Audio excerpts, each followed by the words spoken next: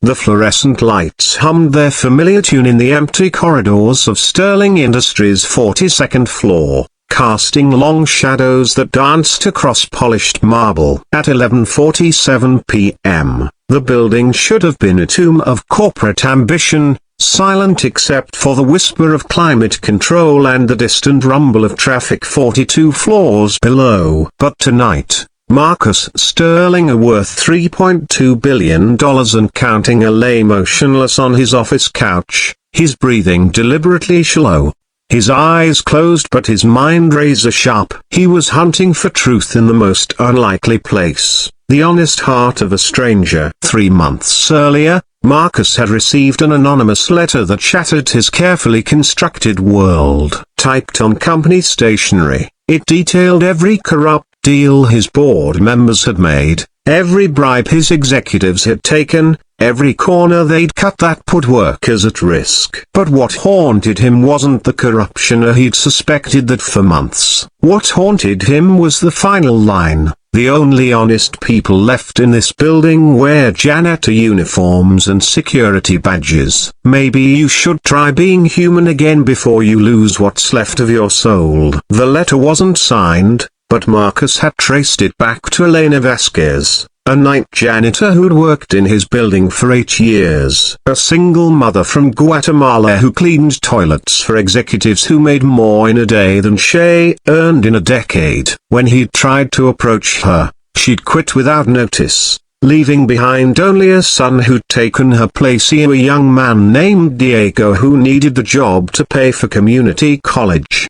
So here Marcus lay, pretending to sleep, waiting to see what this janitor's son would do when he thought no one was watching. Would Diego rifle through his desk, photograph confidential documents, steal something valuable? After 30 years of cutthroat business, Marcus expected the worst from everyone. Tonight, he was testing whether any goodness remained in his sterile world. Footsteps echoed in the hallway, soft, respectful, careful not to disturb. The office door opened with a gentle whisper, and Marcus fought to keep his breathing steady. Through barely cracked eyelids, he watched a young man enter, maybe 22 or 23, with kind eyes and calloused hands that spoke of honest work. Diego pushed a cleaning cart loaded with supplies, his movements efficient but unhurried. The young man began cleaning with a meticulousness that surprised Marcus. Diego didn't just empty trash bins, he organized scattered papers into neat piles, aligned pens in their holders,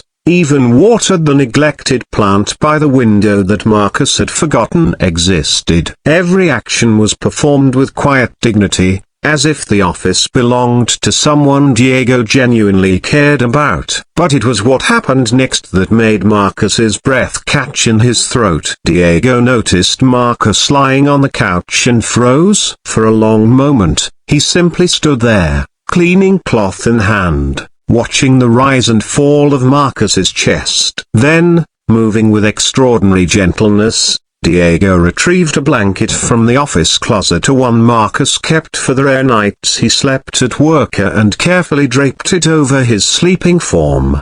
The young man paused, studying Marcus's face in the dim light. "You look tired, sir," he whispered, so quietly Marcus almost couldn't hear. "Really tired? Like you're carrying the whole world." Diego continued his cleaning, but now his movements were even more careful. Muffled, he adjusted the blinds to block the harsh street light outside. He dimmed the office lights to their lowest setting. When the air conditioning kicked in with its usual aggressive blast, Diego found the thermostat and adjusted it to a gentler temperature. Marcus had to bite the inside of his cheek to keep from revealing himself. No, and not his ex-wife, not his own children, not his closest friends had shown him such simple, unrequested kindness in years. This young man, who had every reason to resent the billionaire who represented everything he couldn't have, was treating him with the tenderness of a son caring for his father.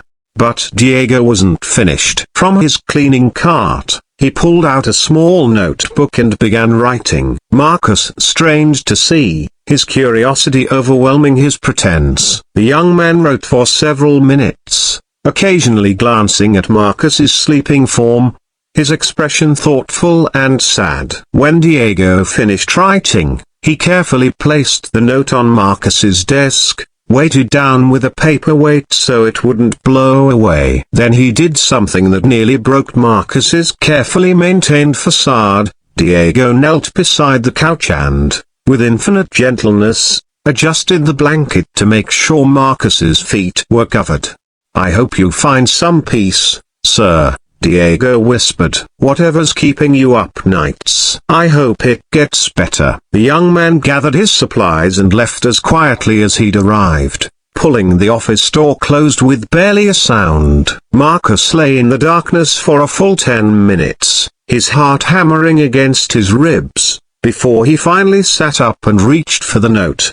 The handwriting was careful, educated despite the humble circumstances that had shaped it. "Mr. Sterling, I know you probably won't read this, but I wanted to say something. My mom used to clean your office before me. She told me you work too hard, sleep too little, and carry too much weight on your shoulders. She said successful people often forget to take care of themselves because they're too busy taking care of business. I don't know what keeps you here so late, but I hope you know that tomorrow is another chance to find joy in something small. There's a coffee shop on 5th Street called Maria's. My aunt runs it. They make the best cafe tilde copyright conlesh in the city, and they open at 6 a.m. Maybe sometime you could try being just a person who enjoys good coffee instead of a CEO who carries the world. Everyone deserves simple happiness, even billionaires." Diego. Marcus read the note 3 times, his hands trembling slightly. In 30 years of business, he'd received 1,000-page contracts, merger proposals worth billions, and resignation letters from people he'd trusted. But no document had ever moved him like these few sentences written on notebook paper by a janitor's son who earned minimum wage. The next morning, at exactly 6 a.m., Marcus Sterling, a worth $3.2 billion and CEO of a Fortune 500 company, walked into Maria's coffee shop wearing jeans and a simple button-down shirt. He ordered a cafe tilde copyright conlesh from Diego's aunt, a warm woman with silver hair and knowing eyes who seemed unsurprised to see him. "You must be the man my nephew wrote about," she said, handing him the steaming cup. "He said you looked like someone who'd forgotten how to rest." Marcus sipped the coffee, rich, sweet, perfecto, and felt something inside his chest loosen for the first time in months. "Your nephew," he said carefully, "is a remarkable young man." Maria smiled. "He gets that from his mother. She always said the measure of a person isn't how they treat those who can help them, but how they treat those who can't." That afternoon, Marcus called Diego into his office. The young man arrived nervous, clearly expecting to be fired for some perceived transgression. Instead, he found Marcus holding a scholarship letter. "I'm establishing an educational fund," Marcus explained, watching Diego's eyes widen. "Full tuition, books, living expenses. You'll study business if you want, or engineering, or whatever calls to you. The only requirement is that you remember what your mother taught you about treating people with dignity." Diego stared at the letter, tears flowing freely. "Mr. Sterling, I can't accept this. It's too much." "It's not nearly enough,"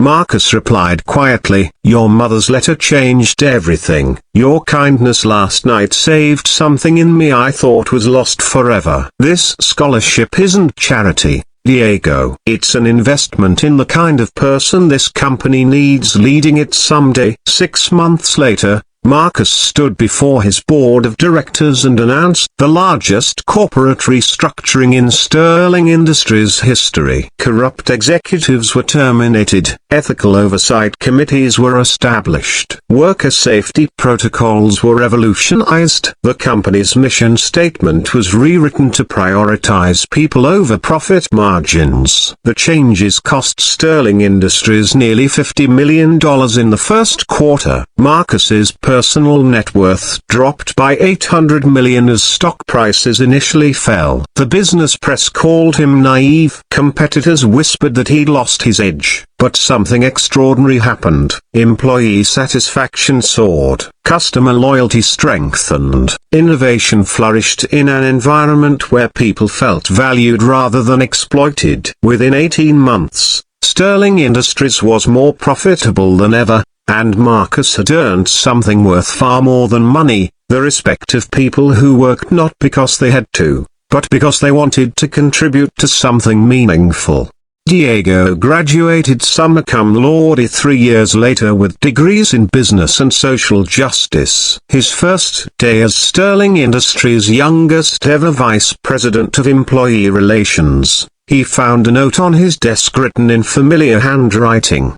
Diego, your mother was right. The measure of a person is how they treat those who can't help them. But I learned something else from you. Sometimes the people who can't help us are actually the ones who save us. Thank you for reminding a forgotten billionaire how to be human again. The world needs more people like you and your mother. Marcus. That evening, as Marcus walked through the office building he'd once seen as a monument to his success, he noticed things he'd been blind to for years. He saw Maria organizing papers with the same care Diego had shown. He saw security guards who nodded respectfully because they genuinely respected him, not just his wealth. He saw a company filled with people who came to work each day knowing their dignity mattered. In his office, Marcus kept Diego's original note framed on his desk, next to a photo of himself and Diego at graduation. Visitors often asked about it, expecting some story of shrewd business acquisition or strategic partnership. Instead, Marcus would smile and tell them about the night a janitor's son taught a billionaire that the most valuable currency in the world isn't money, it's the simple, radical act of treating every human being as if their heart matters. Sometimes the greatest fortunes are found not in bank accounts, but in the unexpected kindness of strangers who choose to see our humanity when we've forgotten it ourselves. And sometimes, if we're very lucky, a young man with calloused hands and a tender heart will adjust our blanket in the darkness and remind us that every near even billionaire deserves simple compassion. The fluorescent lights still hummed their familiar tune in the corridors of Sterling Industries, but now they illuminated something different, a company where success was measured not just in profit margins, but in the number of lives touched with dignity, respect, and the revolutionary belief that every person who walked through those doors carried something precious, a story worth honoring, a dream worth nurturing, and a heart worth protecting.